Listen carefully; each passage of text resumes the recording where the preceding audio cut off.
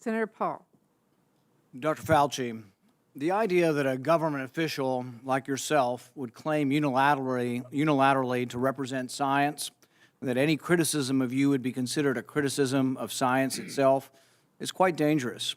Central planning, whether it be of the economy or of science, is risky because of the fallibility of the planner.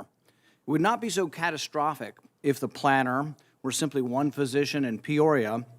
Then the mistakes would only affect that physician's patients, the people who chose that physician. But when the planner is a government official, like yourself, who rules by mandate, the errors are compounded and become much more harmful. A planner who believes he is the science leads to an arrogance that justifies, in his mind, using government resources to smear and to destroy the reputations of other scientists who disagree with him. In an email exchange with Dr. Collins, you conspire, and I quote here directly from the email, to create a quick and devastating published takedown of three prominent epidemiologists from Harvard, Oxford, and Stanford. Apparently there's a lot of fringe epidemiologists at Harvard, Oxford, and Stanford. And you quote in the email that they, or from Dr. Collins, and you agree that they are fringe. And immediately there's this takedown effort. A published takedown, though, doesn't exactly conjure up the image of a dispassionate scientist. Instead of engaging them on the merits, you and Dr. Collins sought to smear them as fringe and take them down, and not in journals, in lay press. This is not only antithetical to the scientific method, it's the epitome of cheap politics, and it's reprehensible, Dr. Fauci. Do you really think it's appropriate to use your $420,000 salary to attack scientists that disagree with you? The email you're referring to was an email of Dr. Collins to me. If you look at the email... That you responded to and hurried up and said, I can do it. We got something in Wired magazine. No. I think in usual fashion, Senator, you are distorting everything about me. Did you ever object to Dr. Collins' characterization of them as fringe? Did you write back to Dr. Collins and say, no, they're not fringe, they're esteemed scientists, and it would be beneath me I did not to do that? You responded to him that you would do it, and you immediately got an article in Wired, and you sent it back to him and said, hey, look, I've got him. I nailed him in Wired of all scientific publications. That's not what went on. You there you go again. You just do the same thing every hearing. That was your response. And this wasn't the only time.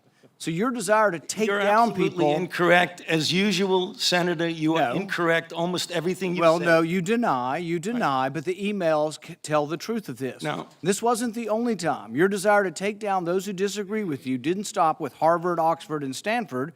You conspired with Peter Daszak, who you communicated with privately, and other members of the scientific community that wrote opinion pieces for Nature. 5 of them signed a paper for Nature, an opinion piece. 17 signed a paper that called it conspiracy theory, the idea that the virus could have originated in the lab. Do you think words like conspiracy theory should be in a scientific paper? Senator, I never used that word when I was referring to it. You're distorting virtually everything. Did you communicate with the 5 scientists who wrote the opinion piece in Nature where they were describing, there's no way this could have come from the lab? That was not me. Did you talk with any of those scientists privately? You keep distorting the truth. It is stunning how you do that. Did you talk to any of the scientists privately who wrote the opinion? You did. Well, what were they telling you privately? Well, let me explain. You're going back to that original discussion when I brought together a group of people to look at every possibility with an open mind. So not only are you distorting it, you were completely turning it around, as you usually do. Were most of the scientists that came to you privately, did they come to you privately and say, no way, this came from the lab? Or was their initial impression, Dr. Gary and others that were involved, was their initial impression actually that it looked very suspicious for a virus that came from a lab? Senator, we are here at a committee to look at a virus now that has killed almost 900,000 people. And the purpose of the committee was to try and get things out, how we can help to get the American public. And you keep coming back to personal attacks on me that have absolutely no relevance to reality. Do you think anybody has had more influence over our response to this than you have? Do you think it's a great success? Do you think it's a great success what's happened so far? Do you think the lockdowns were good for our kids? Do you think we slowed down the death rate? More people have died now under President Biden than did under President Trump. You are the one responsible. You are the architect. You are the lead architect for the response from the government, and now 800,000 people have died. Right. So you think it's a winning success, what you've advocated for government? Senator, first of all, if you look at everything that I said, you accuse me of in a monolithic way telling people what they need to do. Everything that I've said has been in support of the CDC guidelines. Wear a mask, get boosted. And you've advocated to make it coercive and done through force, and you've advocated that it be done by mandate. Right. You've advocated that your infallible opinion be dictated by law. Right. So again, Madam Chair, I would like just a couple of minutes because this happens all the time. You personally attack me, and with absolutely not a shred of evidence of anything you say. So I would like to make something clear to the committee. He's doing this for political reasons. What you need to do is, he said in front of this committee. You think your takedown of three prominent epidemiologists was not political? You don't want me to That was finish my because you know what I'm going to say. That was the question. Senator, Were you political in taking down these three prominent epidemiologists? Senator Paul, if you would please, I'm going to allow this, Dr. Fauci to respond. We have a number of senators who would like to ask questions, and I would like him to be able to respond. Please do so. So the last time we had a committee, or the time before, he was accusing me of being responsible for the death of 4 to 5 million people, which is really irresponsible. And I say, why is he doing that? There are two reasons why that's really bad. The first is it distracts from what we're all trying to do here today, is get our arms around the epidemic and the pandemic that we're dealing with, not something imaginary. Number two, what happens when he gets out and accuses me of things that are completely untrue is that all of a sudden that kindles the crazies out there, and I have threats upon my life, harassment of my family and my children with obscene phone calls because people are lying about me.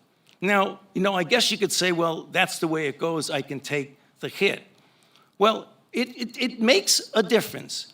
Because as some of you may know, just about 3 or 4 weeks ago, on December 21st, a person was arrested who was on their way from Sacramento to Washington, D.C. at a speed stop in Iowa. And the police asked him where he was going, and he was going to Washington, D.C. to kill Dr. Fauci. And they found in his car an AR-15 and multiple magazines of ammunition, because he thinks that maybe I'm killing people. So I ask myself, why would Senator want to do this? So go to Rand Paul website, and you see Fire Dr. Fauci with a little box that says, contribute here. You can do $5, $10, $20, $100.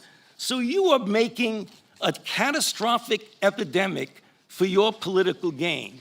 So the you have politically attacked your colleagues and in a politically reprehensible way attacked their reputations. Okay, you won't defend it. No, you won't argue it. You'll just simply turn around the attack. We're going to continue this hearing. We have a number of questions from just other senators. One more minute, please. Well, Dr. Fauci, I really appreciate your response, but we do have a number of questions from senators, and we do have a second round, and I'm being asked to make sure that everybody has their time. So thank you. Thank you very much for allowing me, Madam Chair. Okay.